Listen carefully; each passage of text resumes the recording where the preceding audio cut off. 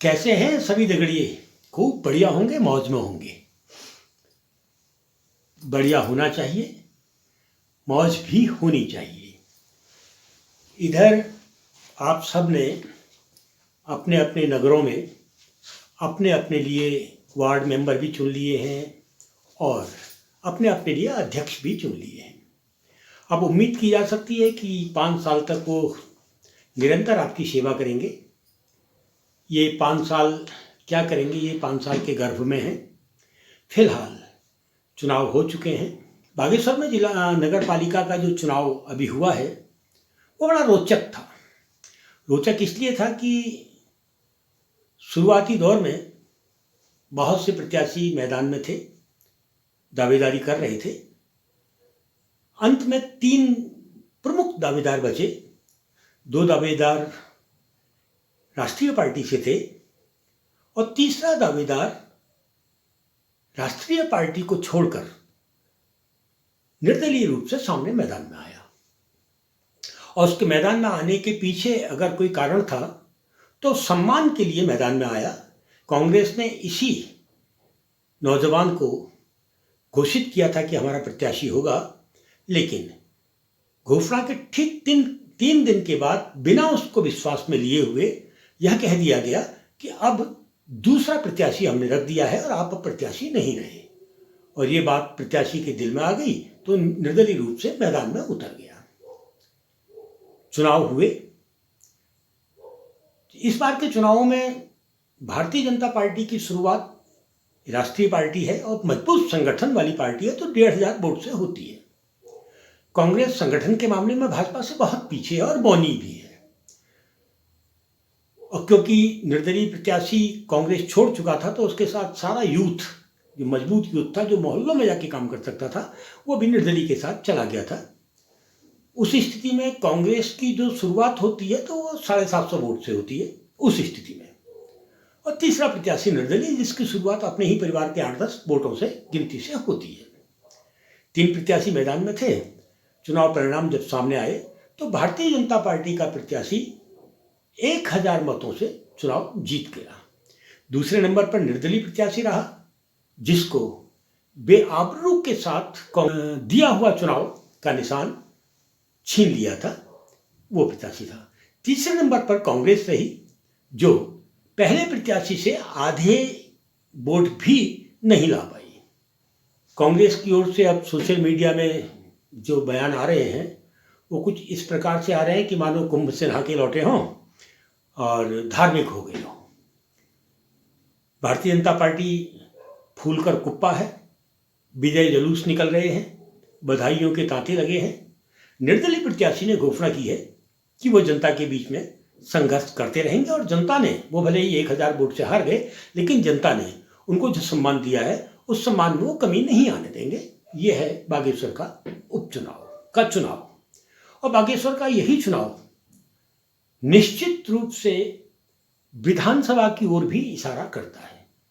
यहां बता दें कि कपकोट विधानसभा अनारक्षित विधानसभा है बागेश्वर की, और बागेश्वर की दूसरी विधानसभा बागेश्वर है जो आरक्षित विधानसभा है। उम्मीद ये भी है कि इस बार आरक्षित विधानसभा से आरक्षण हटेगा, ऐसी एक उम्मीद भी यहाँ के मतदाता को है।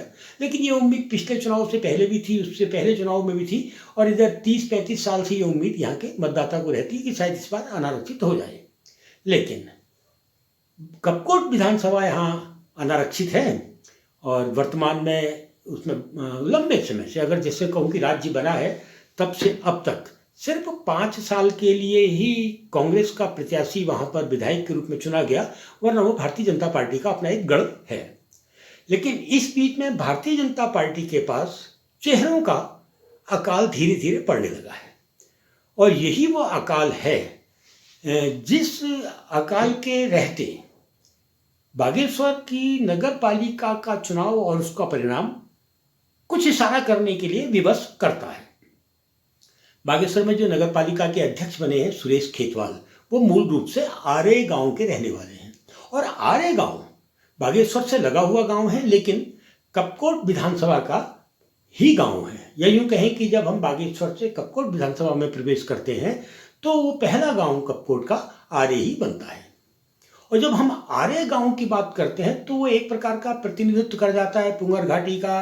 पुंगर घाटी में दुग आता है, नाकुरी आती है, करीब 60 गांव, और 20 गांव बनता है दूसरे क्षेत्र में, जिसे हम पंद्रपाली वाला क्षेत्र कहते हैं। गौरीउडियार, पंद्रपाली, जाख, हड़वाड़, ये वाला क्षेत्र कहते हैं। तो करीब आर्य को केंद्र में रखते हुए कपकोट विधानसभा 70-80 के करीब गांवों का एक घेरा बना देती है। अब ऐसी स्थिति में यदि भारतीय जनता पार्टी को अगले चुनाव तक नया चेहरा अगर चाहिए होगा तो बागेश्वर में 2 बार दमदार तरीके से, एक बार निर्दलीय के रूप में और दूसरी बार भारतीय जनता पार्टी के घोषित प्रत्याशी के रूप में चुनाव जीतने वाले सुरेश खेतवाल स्वतः अपने आप भारतीय जनता पार्टी की सूची में शामिल हो जाते हैं। और यदि भारतीय जनता पार्टी को वास्तव में जरूरत पड़ी एक नए चेहरे को सामने लाने की तो सुरेश खेतवाल उनके पास एक मजबूत नाम के रूप में सामने होंगे। और यह नाम यदि चुनाव के समर में होगा तो निश्चित रूप से दुग, नाकुरी, कमस्यार उनका अपना गृह क्षेत्र जैसा बन जाएगा। ये भविष्य के लिए है। और यही जो तस्वीर भविष्य की दिख रही है वो भारतीय जनता पार्टी में बहुत सारी लोगों को मायूस करती हुई दिखाई दे रही है। तो कांग्रेस के अंदर तो जबरदस्त बेचैनी भर गई है। खैर, इस बार का नगर पालिका का चुनाव जो था वो सामने है। चुनाव अभी समाप्त नहीं हुए थे। चुनाव पर चर्चा पूरे प्रांत में होती ना होती। कोई खानपुर के विधायक हैं कोई, और एक पूर्व विधायक हैं चैंपियन साहब, बिल्कुल गुंडों की तरह, सड़क छाप बदमाशों की तरह, जो प्रताप आपस में उनका दिख रहा था, लड़ने झगड़ने, गोलियां चलाने का, माउजर, पिस्तौल, बंदूक सब सार्वजनिक करने का। तो नगर पालिकाओं के चुनाव की बहस एक तरफ हो गई है और गुंडों जैसे 2 विधायकों की गुंडागर्दी सार्वजनिक रूप से पब्लिक डोमेन में चर्चा का विषय बन गई है। ये साजिश भी हो सकती है कि ताकि चर्चा ना हो। खैर, इस चुनाव में एक चीज और देखने को मिली अचानक होने को। तो पिछले चुनाव में भी हमने देखा था कि पीले रंग के झंडे, पीले रंग के दुपट्टे, पीले रंग के बसंती कलर चुनाव मैदान में दिखाई दिया था निर्दलियों का। इस बार भी दिखाई दिया है। तो पूरे पहाड़ में चर्चा ये भी है कि बसंती कलर कहाँ से आ रहा है, बसंती रंग कहाँ से आ रहा है निर्दलियों के रूप में। खैर, इस पर बाद में बड़ी बहस की जाएगी। लेकिन चुनाव के दौरान ही बागेश्वर में मकर संक्रांति भी गुजरी और मकर संक्रांति के दिन बागेश्वर में जो ऐतिहासिक पंडाल लगते थे, या यूँ कहूँ कि कुमाऊं परिषद के गठन 1916-17 के बाद जो आंदोलन के पंडाल लगने शुरू हुए थे वो निर्बाध रूप से चलते रहे। भारत स्वतंत्र हुआ तो स्वतंत्रता के बाद भी उन पंडालों को रुकने नहीं दिया गया, चलाए जाए रखा गया। कोरोना काल में भी भले ही बहुत संक्षिप्त रूप से लोग आए और अपने अपनी बात रखी, लेकिन इस बार नगर पालिका चुनाव का बहाना करके, आचार संहिता का बहाना करके उन ऐतिहासिक पंडालों को रोक दिया गया।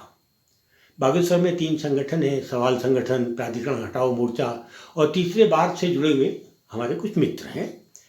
तीनों ने मिलकर थोड़ी सी पत्ती रख दी, थोड़ी सी इज्जत रख दी कि बगड़ में जाकर थोड़ा सा भाषणबाजी करके 1916 से जो तारतम्य चला आ रहा था उसको टूटने से बचा दिया। लेकिन बागेश्वर की नगर पालिका, बागेश्वर का प्रशासन कामयाब हो गया था इस धरोहर को रोकने में, यदि सवाल संगठन, प्राधिकरण हटाओ मोर्चा सामने नहीं आते।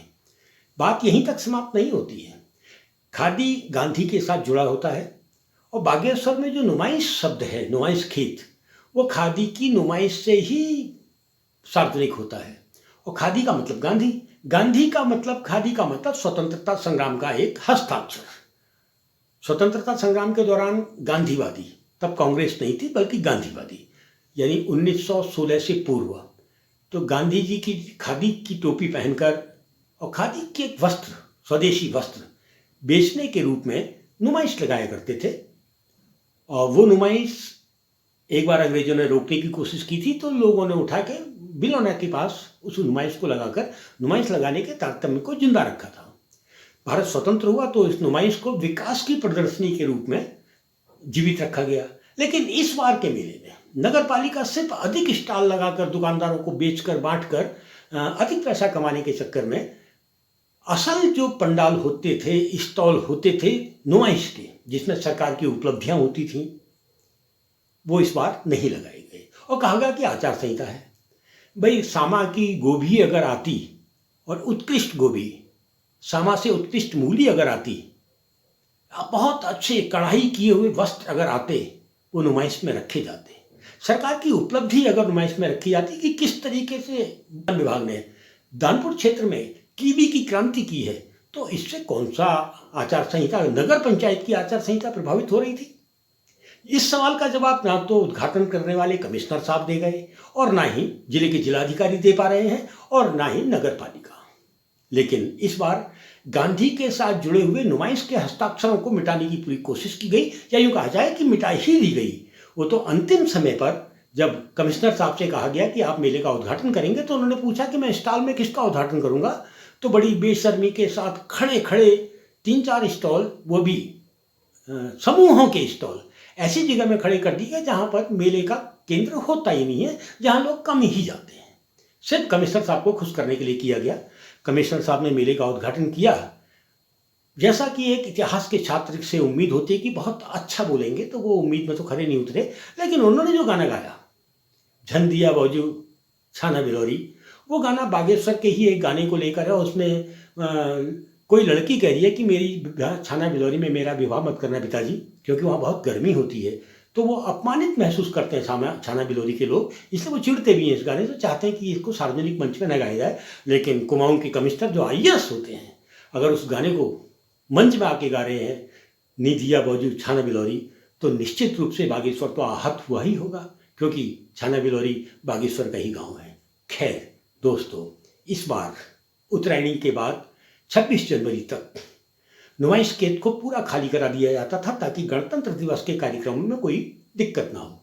लेकिन इस बार नगर पालिका, जिला प्रशासन और तहसील प्रशासन ने मिलकर कोशिश की कि गणतंत्र दिवस तक, क्या उसके बाद भी नुमाइश खेत खाली ना हो। और इस बार गणतंत्र दिवस का कार्यक्रम ऐसा लग रहा था जैसे दिल्ली में कोई चोर बाजार हो, उसके बगल में थोड़ी खाली जगह हो, वहां पर गणतंत्र दिवस मनाया जा रहा है। क्योंकि नुमाइश खेत तो पूरा बहुत घटिया किस्म के बाजार से अटापटा था। और बेशर्मी यहीं समाप्त नहीं होती है दगड़ियों।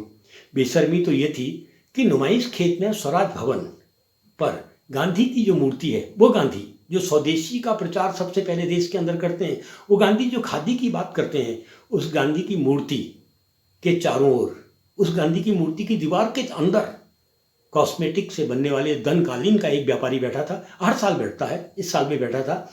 अक्सर 26 जनवरी तक तो वो हट ही जाता था, लेकिन बेशर्मी कि इस बार उसको भी नहीं हटाया गया। वरना 26 जनवरी को सुबह गांधी की प्रतिमा पर माल्यार्पण होता है, लोग झुकते हैं, प्रणाम करते हैं। लेकिन वहाँ तो एक दुकानदार सड़ा गला सामान बेच रहा था, कॉस्मेटिक बेच रहा था। शायद गांधी का इससे बड़ा अपमान इस देश में पूर्व में कहीं हुआ हो।